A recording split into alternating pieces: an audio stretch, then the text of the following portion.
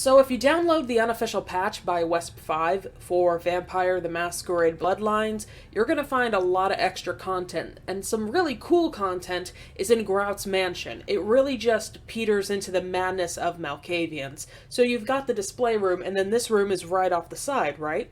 So you go through the door, you wait for the loading screen, and you are taken to an area that just feels a little bit different than the rest of the mansion has in this game. I mean, you've already seen some crazy shit in this mansion, but there's something about the aesthetic that just feels a little off-kilter. So when you go down the stairs, be careful, there's the usual enemy there, and if you don't have a combat-oriented vampire, he can get the drop on you, but we got him. Now, this room on the left will set the scene pretty damn quick. It's this. If you want to pause and read the text for yourself, go ahead, but I looked at it and this is what it says.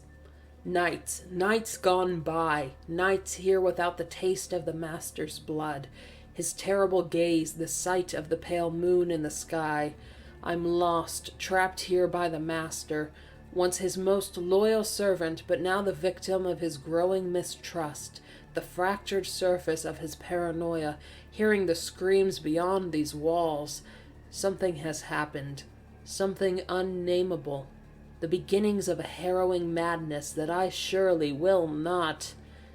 And from there it trails off. Now, this is a very specific kind of letter, or at least it sure feels like it.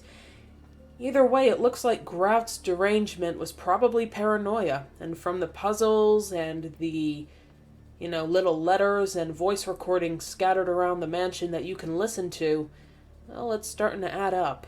We'll then enter a chapel which holds another dead body.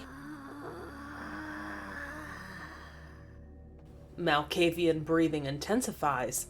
But we are more interested in the newspaper. Now, you can see from the title, famous doctor Alistair Grout, the guy whose mansion you're in, has died in an accident. You'll notice that this was dated in 1925. So if this is set in the year it was released, 2004, that puts almost 80 years between Alistair Grout's quote-unquote death and where you are in the game. That's a pretty long time to be a Malkavian. I mean, no wonder the paranoia started eating at him, And you can see the madness unhinged in this room. I mean, look at this room. Look how cool this is. At first you just see, the red and the clock, but then you see the whole room on top of the ceiling. Then you've got, this video projector against a mirror. Is it recording? Is it playing something? I don't know, but it's freaking weird. Now, the first time I saw these quarters, I didn't even bother to look at the ceiling of this room, so this was pretty new to me, and I thought it was pretty freaking cool. I tried to be as thorough as possible going forward, but I'm pretty sure I might have missed a thing or two. I don't know. I kind of hope I do so I can find new surprises. Going further, the next room is actually an upside-down hallway. Lamps by the ceiling, and the ceiling is the floor? Or is the floor the ceiling? Anyway, if you go down the door to the left, you'll find an enemy. Just drain that real quick, head up the stairs, and get into the next area. You'll find that only one of these doors is accessible. And at this point, you might be asking yourself, wait a minute, is this Vampire or Silent Hill? With Malkavians, you never know. And I hate to report it, but, you never actually do get to enter the door on the ceiling. It seems to be there for decoration purposes only. There's no point in really staying any further unless you wish to capture the ambiance, so get the knife if you need it, head back out to the hallway, and we're gonna go straight down. There are two doors, but I want to do this one first. So this appears to be an outside area, and if we go to the door in front of us, we'll find that it's locked, but hope is not lost. We do have another door that we need to check out. I'm just gonna let this speak for itself.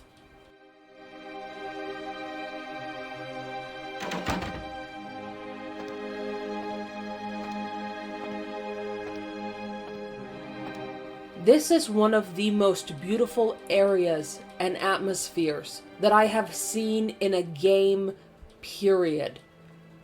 Listen, I'm sorry for the Malkavian booty cheeks in your face whenever, I'm looking around here. I didn't even think to get out of third person for this.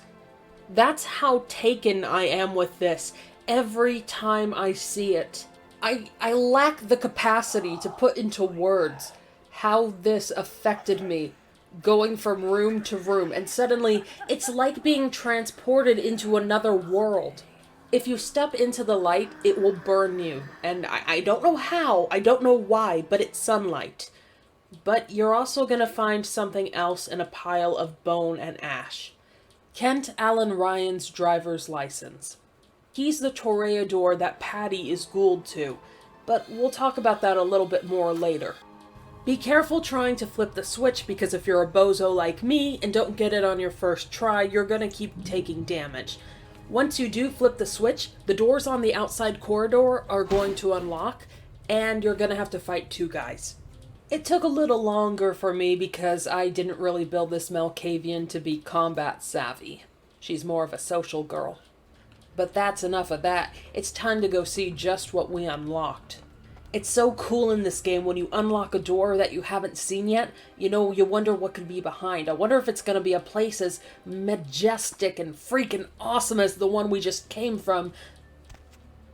As you can see, I am so excited, I can't even jump through doors correctly. At first, we are greeted with some interesting, wonderful, and artistic paintings. The door then closes behind us and,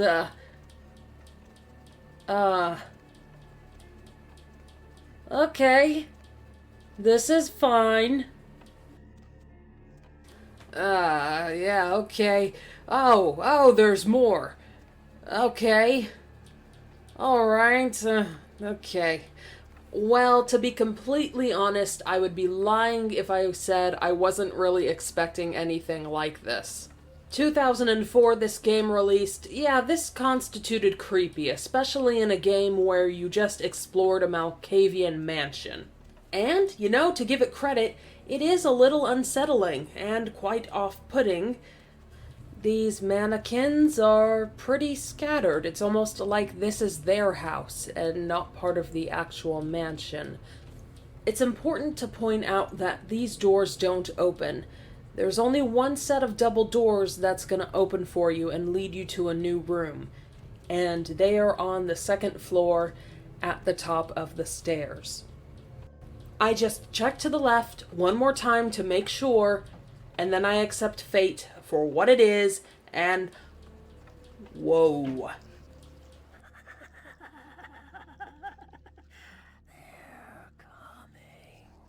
I didn't really think this was creepy. I'm just wondering if this is a nod towards the lore of the lovers. You know, the ones that Cain supposedly originally embraced before they... Oh! Hey, guys! Okay, so they're moving around, and even though they are raising their hands, you cannot, in fact, high-five them. Believe me, I tried. I think it's time to leave. Yeah, let's go. Let's get the fuck out of here. Time to go. Oh, okay. Alright, I'm just leaving. It's your place. I'm just going. Fuck. Alright, this is starting to grate on me. I actually do have an irrational fear in real life of statues coming to life, and this is not okay. I would really like to get out of here now, please. I know it's just a video game, but,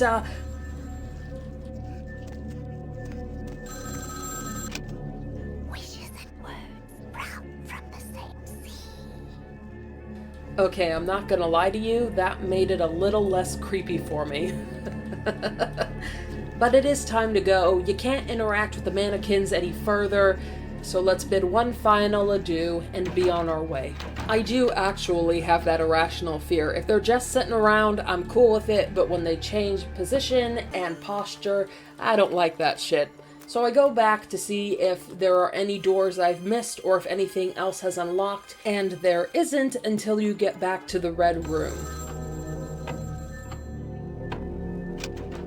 Stop doing that. Mother shan't be too pleased. None too pleased. Yeah, I would be pretty mad too if my kid was putting shit on the ceiling like this. I still think this room is awesome though. but that marble room was my favorite. That is without doubt my favorite part of this entire game. After this, I finished the mansion, and then I went to go do something else involving that driver's license. So I did Grout's mansion before I did the Patty side quest, and maybe that's why, but I didn't get any dialogue options in this little quest line to talk about Kent Allen Ryan further, or to, like, give someone his driver's license and say, hey, found it in a pile of ash. So I think that's more flavor for the player than it is an actual story part of the game, which is totally cool. And there's a lot of cool stuff in this game. For now, that's it, though, so I'll see you around.